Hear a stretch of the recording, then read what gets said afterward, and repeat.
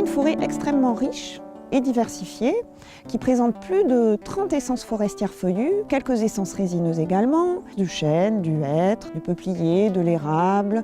Une forêt qui est très productive parce que les conditions de croissance des arbres sont très favorables, 5 à 10 mètres cubes par hectare et par an. Elle assure au niveau de l'environnement et des paysages tout un tas de fonctions majeures. La forêt reste un des domaines où on gère les choses de manière non immédiate. C'est-à-dire qu'on plante, on régénère une forêt dont vos enfants, ou surtout petits-enfants, tireront les fruits. Ça implique d'avoir cette notion des autres, mais aussi d'y croire, d'avoir un peu la foi et cette capacité à prendre un peu des risques. Ce potentiel est sous-valorisé malheureusement, malgré cette grande richesse. Tout le tissu de la transformation qui s'est petit à petit effrité, qui a petit à petit disparu. Les scieries, le secteur de l'ameublement. Également une culture forestière qui était bien présente en milieu rural, qui petit à petit a disparu.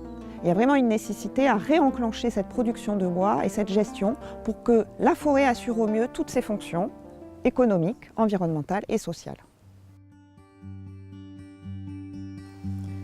J'aime regarder, me promener dans cette forêt qui m'a été transmise par mes ancêtres. Mais en fait, je ne m'en suis jamais vraiment occupée. Les arbres sont tombés, ils sont tordus. Par où commencer? À qui puis-je m'adresser? Donc effectivement, le Centre régional de la propriété forestière est une structure qui peut vous apporter un conseil, qui est destiné à tous les propriétaires forestiers privés et qui vous permet de recevoir un conseil technique neutre et puis d'avoir à votre disposition tout un tas de dispositifs pour gérer durablement vos forêts. Bonjour. Bonjour Babé. Ça va? Oui, Philippe Perret, technicien forestier au CRPF. Alors concrètement, comment ça se passe? Le diagnostic forestier, c'est un état des lieux de la forêt. Ça aide le propriétaire à mieux connaître son patrimoine forestier, mais aussi à évaluer le potentiel économique et écologique de la parcelle. La première étape, c'est l'étude de la station, c'est-à-dire la connaissance du milieu où vivent les arbres, à partir des 3 composantes, le climat, la topographie et le sol.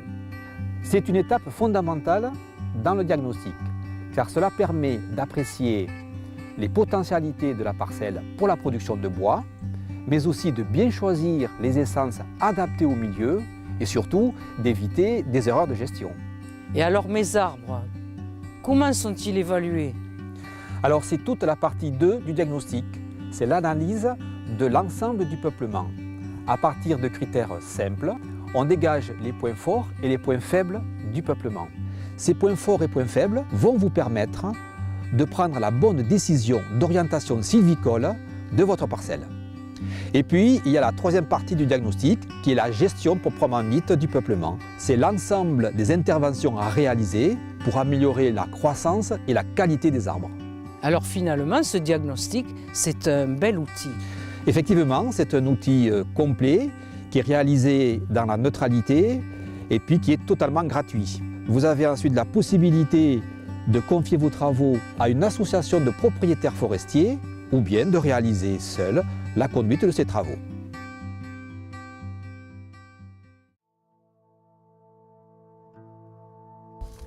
Bonjour Michel. Bonjour Babé. Alors j'arrive avec mon diagnostic forestier et je me rapproche de vous pour qu'on voit ensemble qu'est-ce qu'il y a lieu de faire sur cette forêt.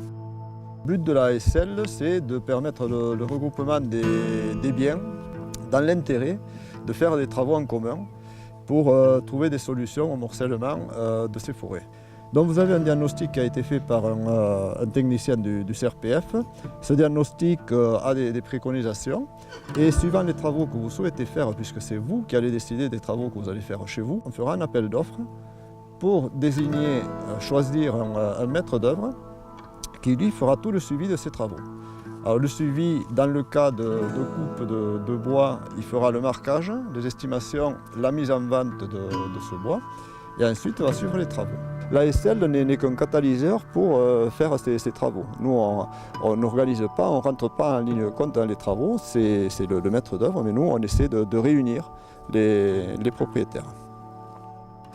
Un autre but de l'ASL aussi, c'est d'apporter de l'information et de la formation aux propriétaires, puisque le travail en forêt, ce n'est pas une action coup de poing, c'est en continu. Donc l'intérêt, c'est que les gens adhèrent longtemps à l'ASL, en continu, pour bénéficier de tout ce soutien. L'idée aussi d'une ASL, c'est de travailler en circuit court et en local. Et là, dans le secteur, vous avez l'exemple d'une chaudière qui a été installée, qu'il faut alimenter en bois énergie. Et l'objectif, c'est d'utiliser du bois en local, de façon à diminuer les coûts et les transports. Eh bien, me voilà rassurée. J'ai rencontré les bonnes personnes. J'ai les bons conseils. On va s'occuper de vous. Et moi, je vais transmettre ma forêt à mes enfants et mes petits-enfants.